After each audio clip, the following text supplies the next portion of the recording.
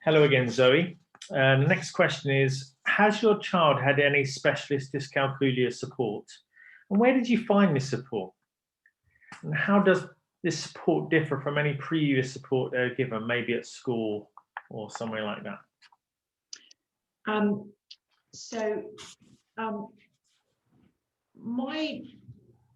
My eldest son is at a school that there is a hugely high proportion of children with dyslexia and dyscalculia. So he receives really good support every single day, and it's just built into the lessons, and that has made a big difference to us. So that's a specialist school. So yes. So on a support level, it's really, really hard to find good support, and it's really difficult to know where to start. Where did you start? So I think we started off trying to help them ourselves at home over and above the support that they were receiving at school. And so we would, I found, especially with my younger son and my elder son as well, actually, they much prefer, because they were kind of overloaded with pencils and paperwork at school, I tended to do a lot of it on the iPad electronically. So I looked for really good apps that were really engaging and were things that they actually enjoyed doing. And they did help. They really did, because it gave us a structure, and because they were games, the children didn't feel as much like they were sitting down and doing work. But those things only kind of take you so far. Yeah. So, for example, Sean learned his times tables, my eldest son. He knows them so well, but he didn't understand them, so he couldn't apply them to anything else. Yeah. And so it did help, because it gave him a huge amount of confidence, but it didn't really help him with maths. And it wasn't until I found Kat, who is a specialist, and she's teaching him, that I understood the difference between knowing something and learning it.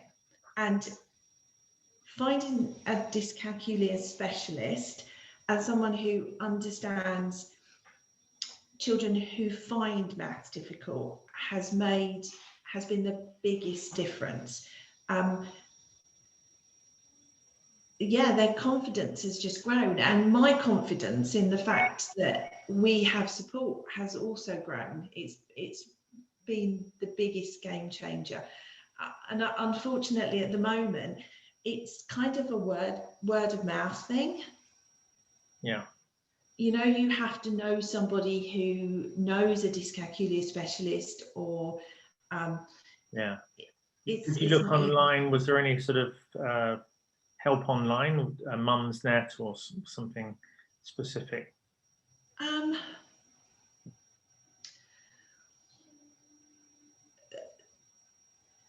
Yes, I think that it was quite helpful.